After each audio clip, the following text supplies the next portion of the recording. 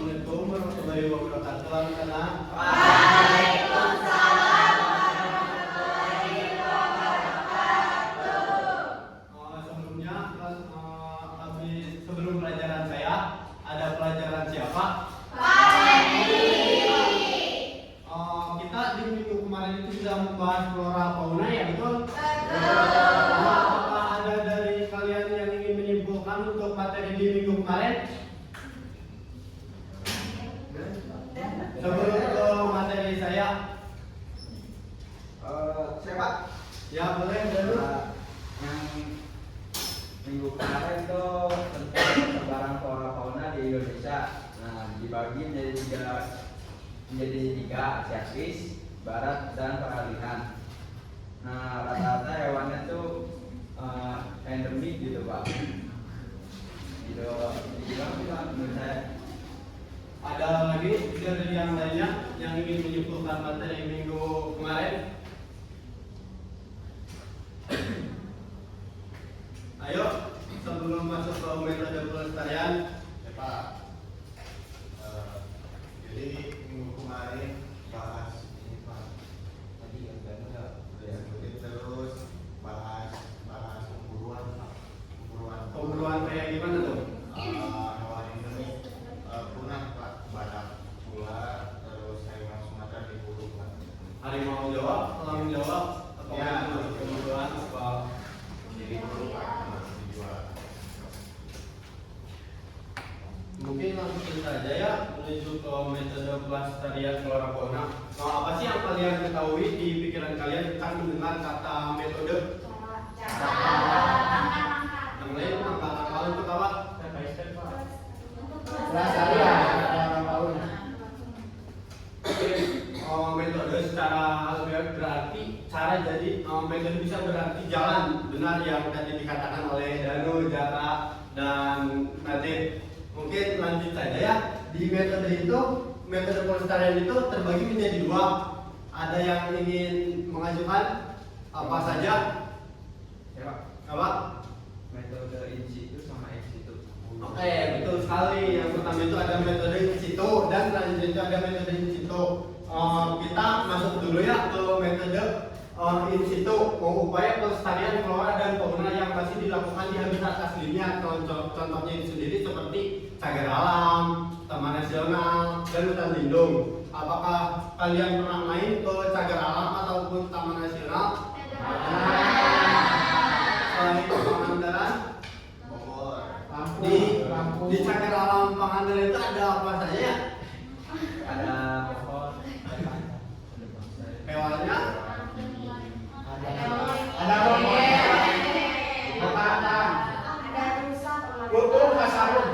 Nah, yaitu cagar alam yaitu kawasan suaka alam yang memiliki ciri khas tertentu, baik berupa tumbuh-tumbuhan, satwa atau ekosistem yang dilindungi, dimanfaatkan untuk penelitian, pendidikan ataupun pariwisata. Tetapi untuk pariwisata itu sendiri biasanya harus melalui perizinan terlebih dahulu. Izinnya ke pemerintah.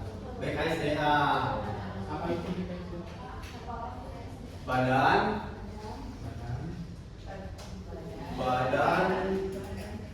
nah ini itu Badan Keanekaragaman Hayati, Badan Keanekaragaman Sumber Daya Alam. Nah, bukan Pak, badan konservasi. Badan Balai Konservasi Sumber Daya Alam. Saya lupa. Nah, selanjutnya itu ada flora khas di Kepulauan Seribu. Yang pertama itu ada melinjo, ketapang, asam. Nah, untuk binatangnya apakah ada yang ingin mengajukan di Kepulauan Seribu itu ada apa? Di binatang di Kepulauan Seribu. Kepulauan Seribu.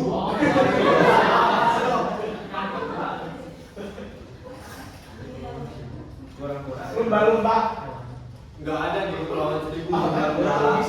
Di Kepulauan Seribu itu ada flora khas seperti penyu.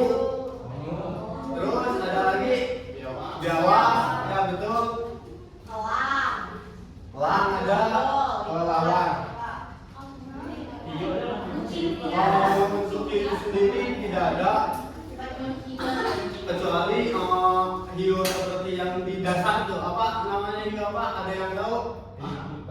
Megalodon. Bukan dong, Megalodon udah punah.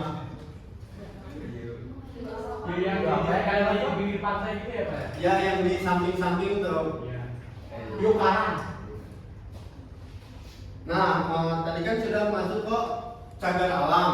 Ada juga Taman Nasional. Taman Nasional itu apa sih? Ada yang ingin menjelaskan terlebih dahulu? Coba deh saya tunjuk jalan. Ini Pak, tempat luas atau apa ya, kayak lahan gitu yang dilindungi oleh pemerintah. Jadi biasanya itu Taman Nasional itu ada banyak hutan di situ kayak kebun raya Bogor juga. Kalau saya itu masuk deh Pak ke Taman Nasional. Iya betul. Jadi Taman Nasional itu taman yang dilindungi oleh pemerintah itu sendiri. Seperti ada Taman Nasional Tengger, itu tuh yang dilindungi oleh pemerintah. Biasanya Taman Nasional itu dipergunakan untuk pariwisata. Contohnya Taman Nasional Tengger Semeru, Taman Nasional Gunung Cermai, Taman Nasional Kerinci. Nah, biasanya di Taman Nasional Tengger Semeru itu tuh si pariwisata itu sendiri bisa naik ke bagian Gunung Semeru itu sendiri. Nah, untuk di Taman Nasional Kerinci, kalian tahu nggak sih metode pelestarian hewan-hewan apa aja yang ada di kawasan tersebut? Babi. Ya betul, babi. Elang. Elang ada, harimau ada, Macan tutul Pak. macan tutul ada, Harimau kumbang. harimau kumbang itu tidak ada, setahu saya.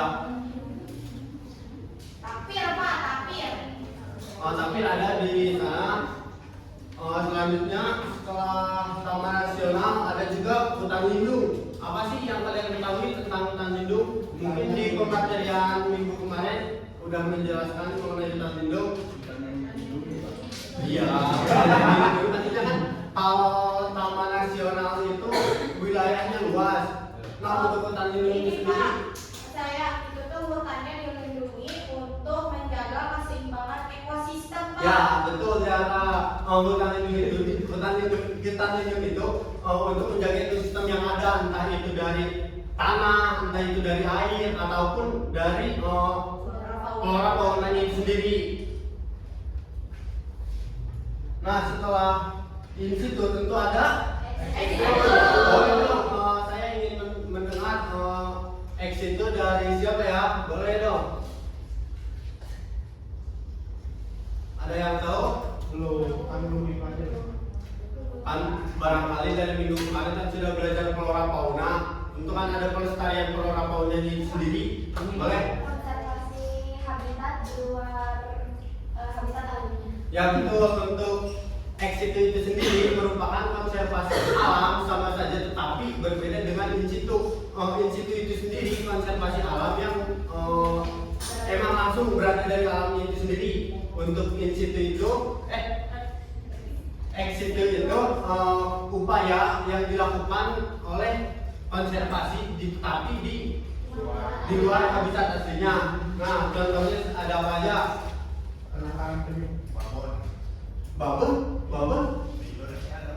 Gimana tuh kalau boleh tahu? Tadi lihat di YouTube yang boleh Pak. Oh, terus ada apa lagi?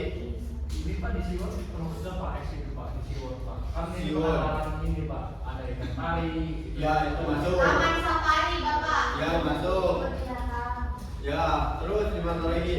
Ragunan Pak. Ya di sini di mana coba? Mana kan tadi? Yang orang lari kita punya. Di Cipatujah ada apa? Penangkaran Tukik. Nah, di Cipatujah itu ada tempat penangkaran tukik. Nah, kalian juga bisa melepaskan tukik di wilayah tersebut. Setahu saya dengan membayar Rp5.000. Nah, untuk institut itu kan upaya pelestarian. Nah, kita itu membudidayakan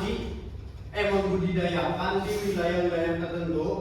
Nantinya akan dilestarikan ke tempat habitat aslinya. Contohnya, kita mengambil jalan babi dibudidayakan di Pulau Jawa. Nah nantinya setelah beranak nantinya akan dilepaskan di pulaunya.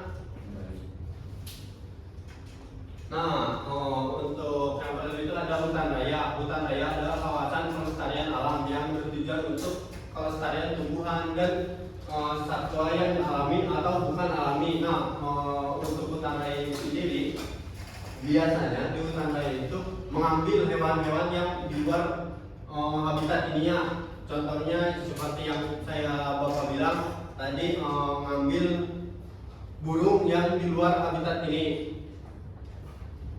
Ada yang ingin ditanyakan dulu? Pak, izin kami. Yang boleh. Nah, di hutan ini ada flora khas.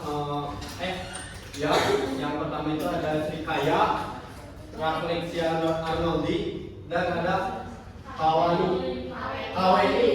Nah, apakah dari anak-anak sudah melihat Rafflesia atau belum? Sudah. Kalau boleh tahu di mana ya? Apa dari foto?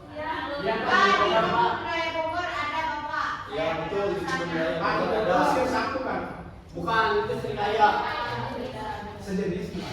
Sejenis. Cuman ini lebih manis. Kalau ini mangga ya Pak? Ya semacam itu. Untuk itu ada flora khas, yaitu Simang, harimau Sumatera, Siamang, harimau Sumatera, dan Kijang. Ada yang lain? Boleh? Bedanya kijang sama rusa apa, Pak? Apa? Bedanya kijang sama rusa apa, Pak? Biasanya kalau rusa itu tanduknya lebih kecil. Kalau kujang itu sendiri lebih besar. Kijang. Oh, berarti kijang. Kalau rani ya seperti kijang. Kalau kijang ini apa? Beda dong. Nah,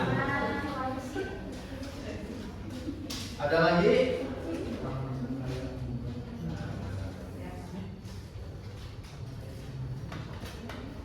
Ada yang ingin ditanyakan dulu Pak? Kita mengenai pemata di mana, Pak? Ini tuh di Sumatera. Oh, Pak, aku baru dengar, Pak. Makanya main. Nanti juga kalian setelah kuliah mengambil jurusan geografi pasti akan main seperti PKL-PKL yang nanti dilakukan. Ayo, Pak, sama Bapak. Nah, di metode institut itu ada taman safari. Taman safari itu metode pelestarian juga sama. Tapi di taman safari itu dipergunakan untuk wisata, tidak seperti taman-taman nasional yang ada. Apakah kalian pernah ke taman safari atau ke penangkaran yang ada? Apa? Di mana tuh? Di Bogor, Pak. Selain Bogor,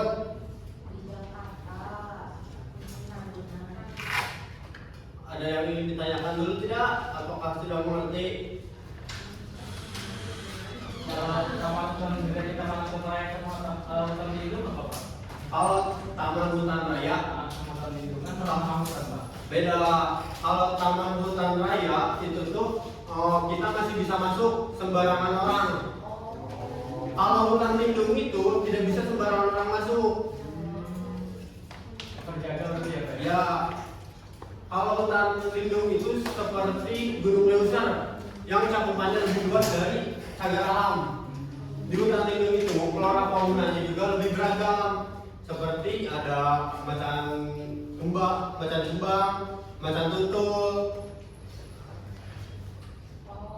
Ada juga terenggiling, setahu saya. Biasanya. Berarti ini kalau taman lindung itu flora fauna itu lebih banyak, cuma dilindungi dan tidak bisa dikunjungi sembarang orang gitu ya? Ya, ada perizinan yang lumayan sulit. Kalau Pangandaran termasuk apa? Pangandaran itu termasuk ke dalam cagar alam. Untuk di Pangandaran itu termasuknya ke cagar alam itu tuh di situ tuh ada apa sih, monyet apa gitu, lupa saya namanya. Kuliahnya ke saya Pak. Apakah ada yang kurang mengerti atau yang ingin ditanyakan terlebih dahulu? Dari tadi cukup, Pak. Mungkin dari Danu. Tadi ada Pak. Danu? Iya Pak. Insya Allah Pak. Ya, jadi kan ada juga di metode institut itu kebun binatang. Kebun binatang sama taman safari itu sama-sama aja sih menurut saya. Yang membedakan namanya doang lah. Kalau kebun binatang itu lebih ke binatang-binatang yang ingin di konservasi biarkan diternakan dulu di situ. Kalau taman safari itu lebih ke ada kulineran, bisa main-main itu sendiri. Apakah pernah kalian ke kebun binatang? Di kebun binatang ada apa saja? Hewan. Ya, nah, kalau di kebun binatangnya sendiri biasanya mengambil hewan-hewan yang berada di luar pulau lain ataupun di negara lain, seperti ada penguin, panda, terus angguru, unta ada. Nah, apakah ada yang kurang mengerti sampai sini? Pak, harimau Sumatera sama harimau luar negeri beda. Beda, justru untuk harimau-harimau yang ada di Pulau Jawa itu relatif kecil dibandingkan dengan harimau-harimau di luar negeri. Harimau Jawa dengan harimau Sumatera itu lebih besar harimau Sumatera. Oh, jadi corak juga berbeda untuk di harimau Jawa dan harimau Sumatera. Kalau yang putih apa? Sama harimau. Pak, tapi Pak, sebenarnya Pak, kalau di Jawa itu masih Pak harimau Jawa Pak. Kata soal pendengar ada tapi dibilangnya sudah punah gitu Pak. Nah, untuk harimau Jawa itu setahu Bapak, harimau Jawa itu sudah punah pada tahun 1080-an kalau nggak salah. Yang masih ada di Pulau Jawa itu, yang masih dilindungi itu ada Elang Jawa. Itu tuh tersebar di taman nasional yang ada di Pulau Jawa.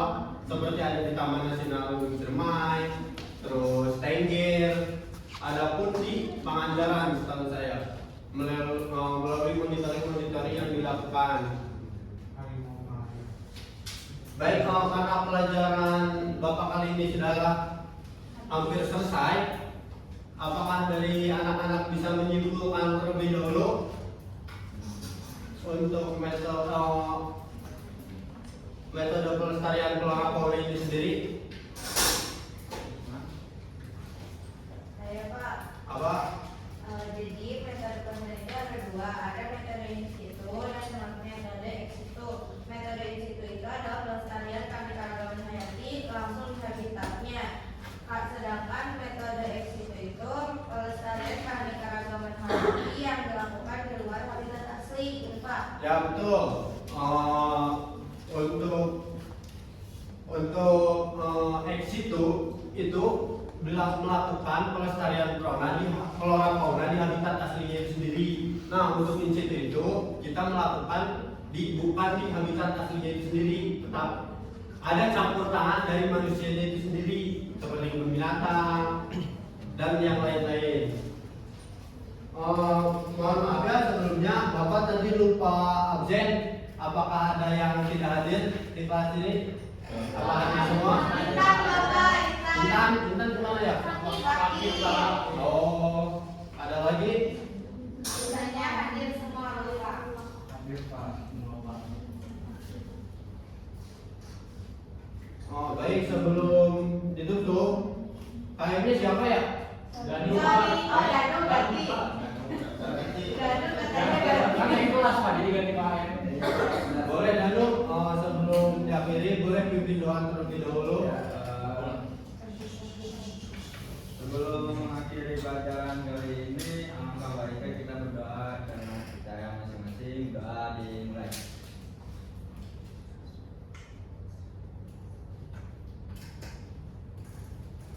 Amin. Doa selesai. Terima kasih ya anak-anak. Mungkin untuk minggu depan bisa lebih interaktif lagi ya untuk pembelajaran